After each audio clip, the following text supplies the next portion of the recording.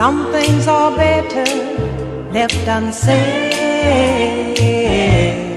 Take it from me, some things are better left unsaid. Hello and welcome to Unspoken, episode 9. Today we're going to discuss abortion, Christianity and politics and everything that goes around it. We have a special guest, Robin, with us, and she's going to really help us to understand and pick apart this whole conversation and try to lay it out on the table, and really ask questions that people have asked and just try to wrap our heads around this. Robin, thank you for joining us. Can you introduce yourself? Sure. My name is Robin. I'm a licensed mental health counselor. I specialize in the area of reproductive issues. So anything related to reproduction, I help people deal with the mental health side of things, which can include things like infertility, high-risk pregnancy, traumatic birth, infant loss, pregnancy loss, post-abortion complications, adoption, anything that can relate to reproduction I work with. And then I personally have experienced abortion. And so I come at this at a personal angle as well. From the other two things that are included in this with the Christianity and the politics, I was raised in a very fire and brimstone Christian home. And then I kind of rejected that and explored all types of religions. I was Wiccan, I was Buddhist. I got a philosophy degree studying religions, and then came back to Christ, and I'm now a Christ follower. I don't have a denomination specifically, but I'm most closely aligned with Lutheran doctrine, and I was raised by a politician as well, and I've been across the board and liberal and conservative, and now I'm a conservative-leaning libertarian, so people know where I'm coming from. Wow, that's a lot to clarify. Thank you so much for that. Sure. Yeah, Josh, do you want to shoot off with the first question then for Robin? Yeah, I mean, thanks, Robin. That is a lot of background. Before we start with the first question, your username on Twitter is Truth Agape. Yes. That is very interesting. Where did that come from? What? Yeah, so Agape is Christ's love for us. It's unconditional. There's no requirements to receive it. It's always there, ready for the taking. And that's how I try to interact with others, whether I agree with them or disagree with them. I'm far from perfect. I am not Christ. But I try really hard to offer agape to anyone I'm discussing things with.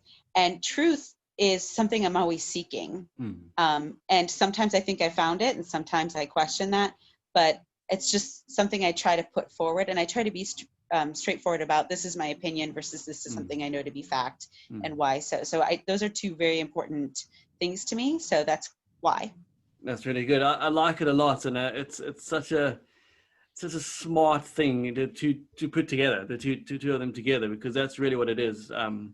But yes, let's get on to the topic. As John was saying, first thing I'd like to really go with, and it's probably jumping straight into the deep end, Robin, is can a person be pro-choice, or I suppose, in my opinion, and maybe some other people's, when somebody says pro-choice, it kind of feels like they saying yes, abortion is okay. But can a person be that and a Christian? Because it's a difficult one, because as we'll start talking about, we Christians, we're supposed to be against that type of thing. Anyway, yeah, there's a lot to talk about. Sure.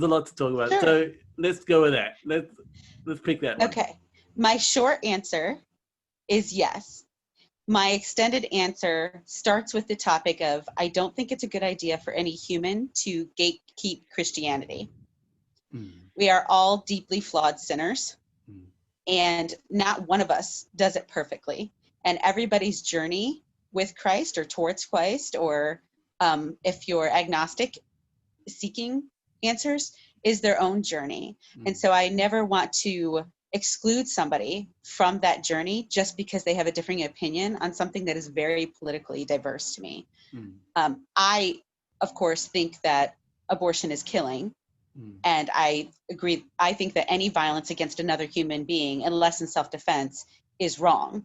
So yeah, I think abortion is wrong and is a sin. However, I don't think that because people sin, in my opinion, they aren't Christians.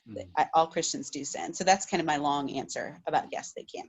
But I think I totally agree with that. I like the phrase gatekeeping. But there are some certain aspects that perhaps we shouldn't be aiming towards. Otherwise, like if you're a Christian, you should be aiming towards becoming more Christ-like, or not necessarily obeying the laws and be like strictly lawful. But for instance, I think society would agree, Christian, non-Christian, that murder or killing or termination of life is wrong. And so if you were going with the Christian morals, then that's it. You can't be against that, can you? Can you ask the question again? I'm not sure I understood.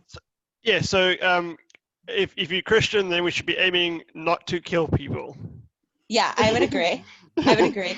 But I would say that not all Christians think abortion is killing.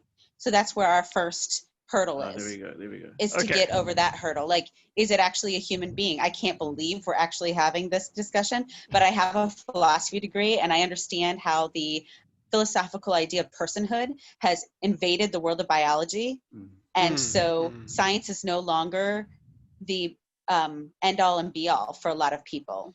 So they kind of break this apart into, well, when does a person really begin?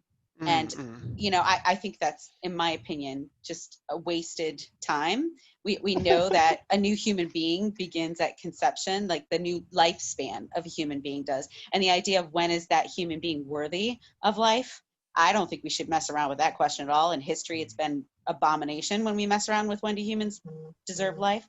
But I understand how some people are really focused on philosophy rather than science. So if we first have to get over the hurdle of, is it human? And then when do humans have the right to life?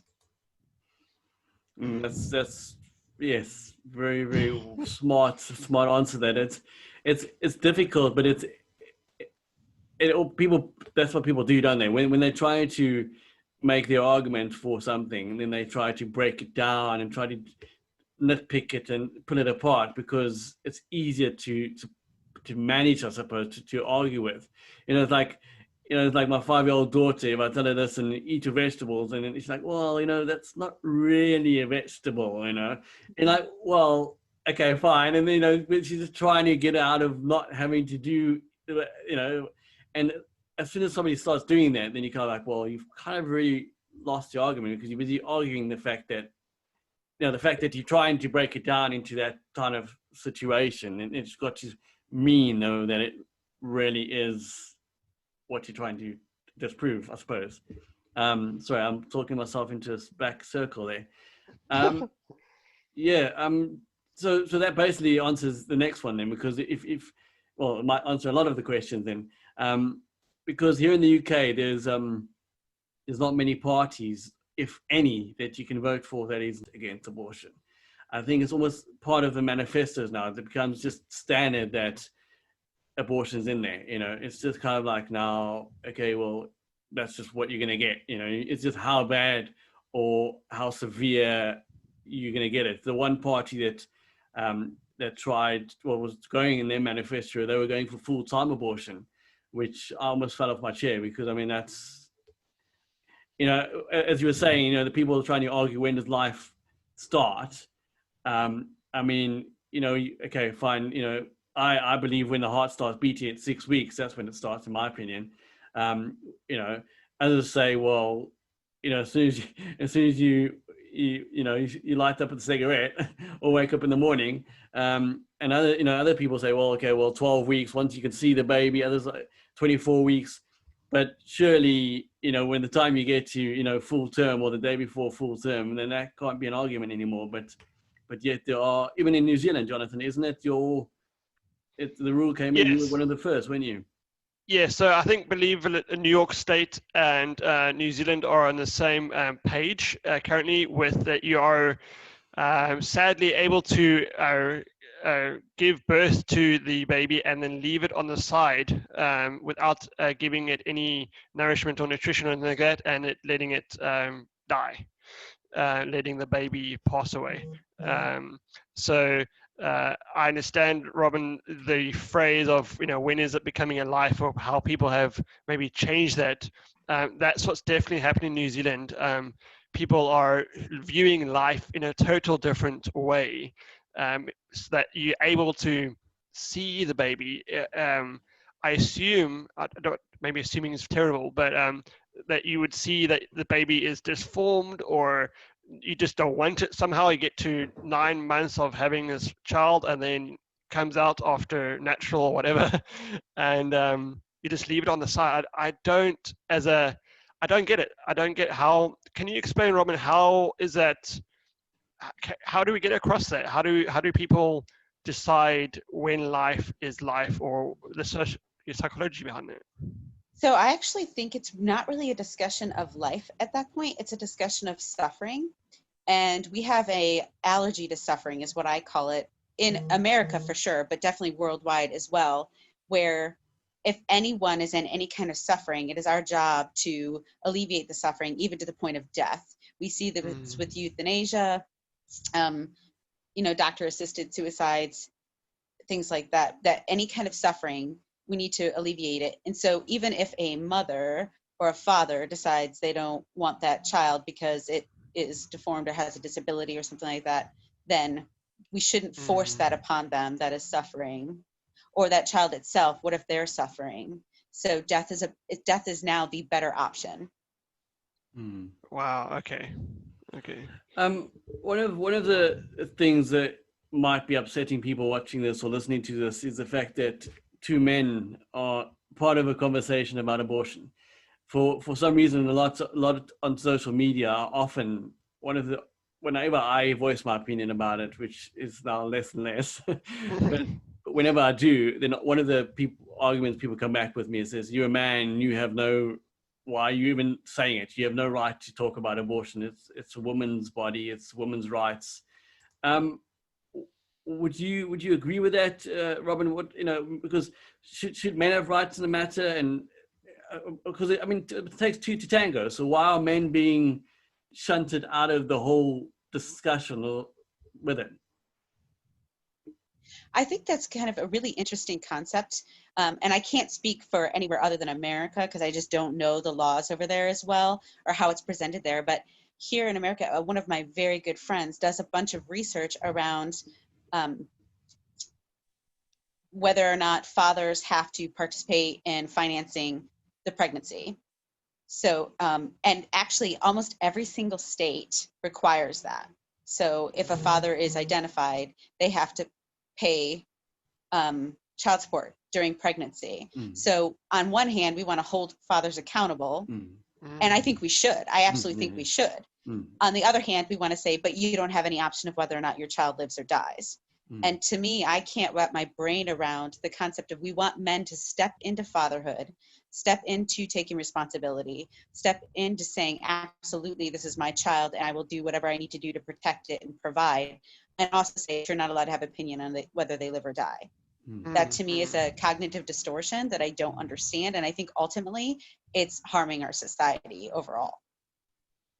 Yeah, I mean, if you on one side, if you're trying to give the man the responsibility, then you need to also give them the option of not being responsible, or the opposite side. So while we're on, is this a women's rights issue, like a feminism type thing, or why is it not men have the rights as well? Or even, I don't know, the unborn child, is it because they haven't taken a breath that they don't have a right, or how does that work? I'm not sure if you're ready for I'm not sure if you're ready for my response on this, but so I actually think women's rights was the smartest marketing campaign ever around abortion. I think what people don't see is my perspective of it is it's actually patriarchy. The idea that instead of supporting mothers and supporting pregnancy and supporting family, we should tell women, no. In order to be equal, you have to be able to kill your child. is patriarchy to me. It's completely confounding to me that we consider this as a freedom rather than a burden for women. Sure. So I actually think it was bred out of the sexual revolution, which I think actually didn't free women as much as it confined them to their sexuality. And I do think women needed more liberation during that time. I just think the particular way it was done tied them to their sexuality in ways that was objectifying and very hindering. And I think abortion was kind of the response to that, by that continued patriarchy of, now that your sexuality is what we revere you for and what we expect of women in our music, in our movies, in our culture, we expect women to be sexy and perform sexually, then they need abortion because they can get pregnant. So it's just bred right out of that, in my opinion. It's still patriarchy. Do you think there's not enough, what's the word, not enough media, not enough press, or not enough information about other options? Because everybody's always like, oh, I got pregnant, oh, I'll just abort. Or there's other things you could do. Well, yeah, I actually think that for the most part, women know that. But when you're in that situation, it feels like a crisis. It feels like you can't breathe. And people, when you go, it depends on where you go, but if you go for help, like at a pregnancy resource center, it kind of depends on how they handle it. I think one of the things that pro-life is not doing well is recognizing women needing support in parenting rather than offering adoption as a first response. Statistically, women who are considering abortion don't want adoption. It's not that they wouldn't love their child if they had their child. They don't want somebody else raising their child. They just don't know if they can do it. So I think we don't have enough support behind the idea of, yes, you absolutely are a mother and are going to be an amazing mother going forward. And this is how the ways we're going to help you. Pregnancy resource centers absolutely do many, many things that are wonderful and very helpful long-term to mothers. But this idea that we only have abortion or adoption is failing women. Yeah, I kind of agree with that. I think it's kind of the fear, perhaps, of what do I do when I get to, changing a nappy and the baby's crying and I don't want to stuff it into the closet. It's a fear. It's a, that moment of anxiety that can overwhelm a person. I do know some churches in America that have resources to help mothers and families to cope with that kind of the financial burden.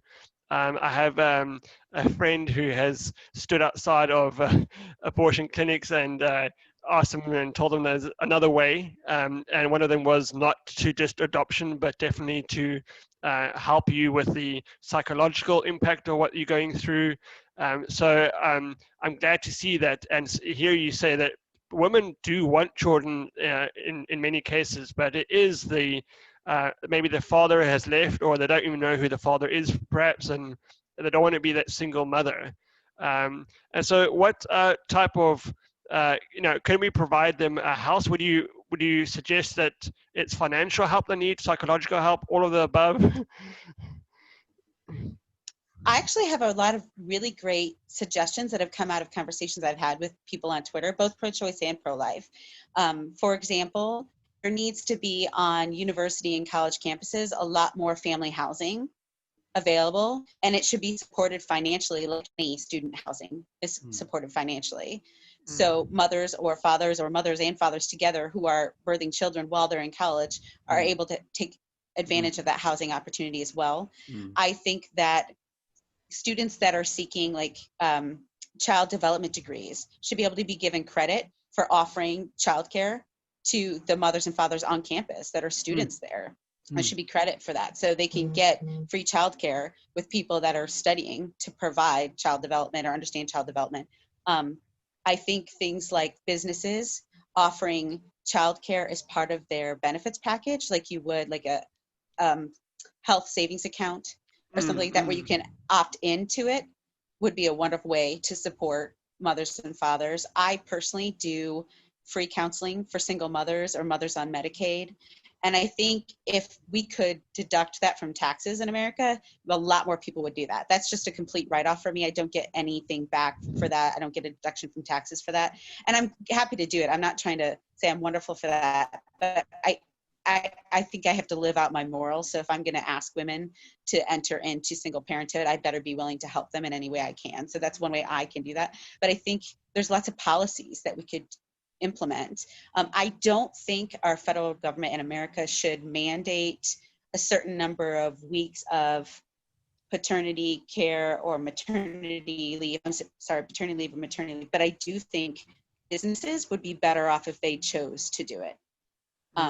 I can tell you from my personal experience, my husband's company that he's at now is much more family oriented.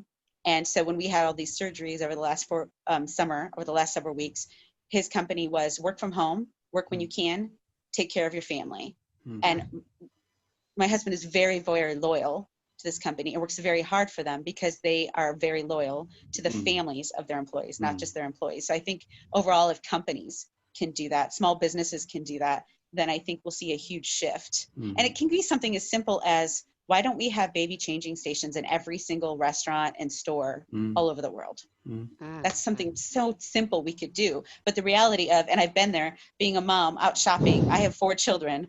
With your 4 children, you've got to take all 4 into a bathroom, and then there's no changing station for the baby. So you change them while you're sitting on the toilet and they're on your lap, and the other kids are screaming and touching all the dirty things in the bathroom. It's a nightmare. So just simple ways we can help parents and mothers feel less afraid to enter into that on their own. Yeah, I think that's a very good thing you mentioned there. It's almost like society hasn't really catered for families. You get family restaurants or family venues who are specifically that, if I go to Frankie and Benny's, there'll be, or something like that, in the restroom, you go there, and here in the UK, they are pretty good with that. The shopping centres and the bathroom is one. Most of the bathrooms, normally the handicap bathroom would have like a changing station or something's available. But as you said, there are places you go and there's just not, there's no, when my wife was with the baby, I'd have to go in and, kind of just hold the baby, just make a plan, you just do what you need to do.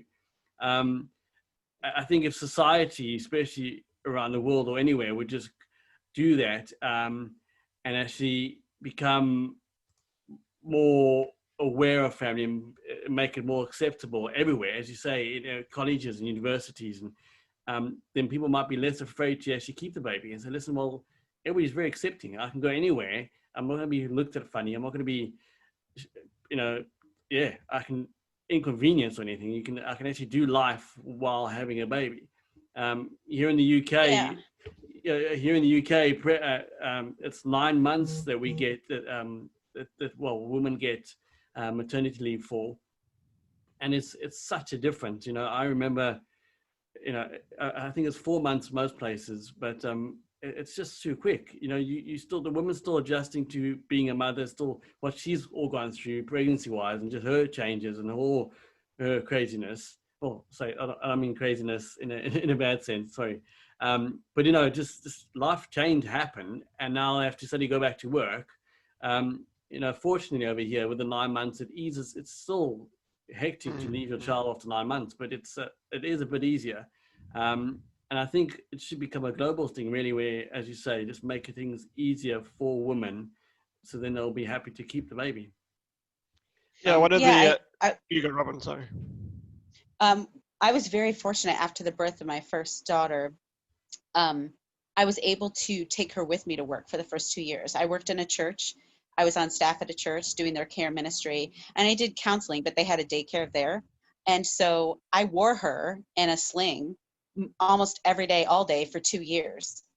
And so just being able to nurse wherever I was and take her wherever I was going was so much easier as a mom. She just fit seamlessly into my life and my life into hers. And there were the days where I was like, I haven't had enough sleep and I'm sapped of nutrients because she's sucking the life out of me and all of that. There were those days. And I think that pro-life needs to do a better job of acknowledging it is hard work. But yes, if we were overall much more family oriented as societies, it would be much easier to do. Yes. Yes, John, you're saying. Yeah, I actually noticed that we don't have too much time on this particular meeting, so we might need to pause and reset this. But I did want to, I get frustrated, I think, and I would like to know if I'm wrong or right, to be honest. I think I'm wrong, but I am frustrated, so I'm not sure how to get over it, and that's why I'm asking the question.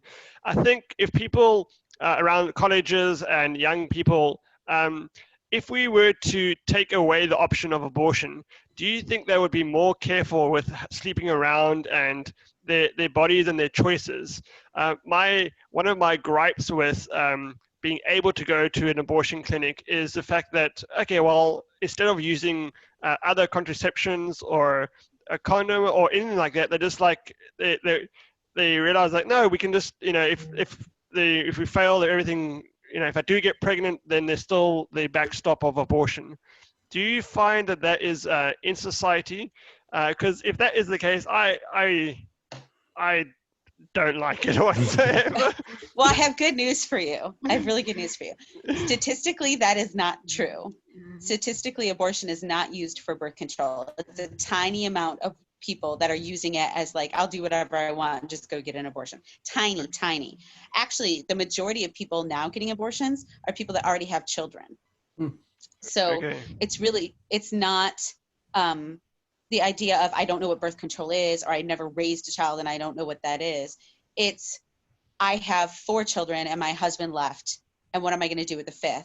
Or in one case I had where I was working at a pregnancy resource center for a day. I was volunteering for a day. A woman came in. She was from another country. She was illegally here. And her husband told her, you must get rid of it. She did not want to. So I think it's many more cases of fear rather than just I'll do whatever I want to do. Okay. On that, Robin, could we go personal with you and answer the same question? No, I think let's leave it at one, John. I think we can end with this. I think, but it's the emotional ramifications of having been through that. Can you just to end this crazy topic, just speak to us and tell us about how you felt and yes. Sure. So first of all, I want to say, as a professional that works in this field day in and day out, there is no one response to abortion. Women have very multifaceted responses. They change with different inputs from life throughout time. And the average woman's breakdown after abortion is at 10 years after. That's when we see just the average time it takes for a woman to fully accept and realize what has happened. My personal case, it was 19 years before I fully accepted that's what happened and then dealt with it. And it was trauma. It was a lot of things in my life I didn't realize were actually tied to the abortion. So I didn't grow up having obsessive compulsive disorder. I didn't get it till after I had living children. Well, I have a lot of fear around terrible things happening to my living children, which makes a lot of sense considering what happened to my first pregnancy and my first child who died through abortion. So that makes a lot of sense now when I put those two things together. Or the fact that my addiction, I was an addict when I had my abortion, but it got much, much worse after. That makes a lot of sense. I was trying to numb myself from the entire thing. I went through a abortion recovery retreat last November, and it's through a company called Deeper Still, which is only in America. It's a nonprofit, but Rachel's Vineyard is everywhere. It's in Britain. I believe they're in New Zealand too. And they offer retreats as well. And they're amazing resources for healing. And it's not that I don't regret it anymore. I still regret it. And I'm still sad about it. And I still grieve it. And I don't know if I can show you. Over in my corner over there is a little stuffed bear. And I got that at my retreat, and it's in honor of my son who was aborted. It's still sadness, but it doesn't hold me captive anymore.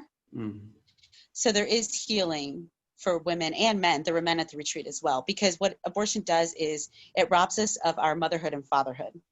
It's not just a child that's lost, it's a relationship that's lost, and it's an identity that's lost. My identity as mom to that son was lost. So there's a lot of healing around that. So it doesn't hold me captive anymore. I'm able to talk about it freely. I'm able to help others with healing about it now. And so there is definitely help. But yes, many, many women, including pro-choice women and men, experience sadness, grief, guilt, shame, and regret with abortion. Some don't, but many do. Thank you, Robin.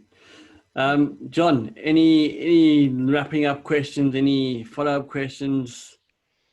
No, I just to what I hear is that it's not necessarily so straightforward with asking a question about are you Christian and about abortion or life.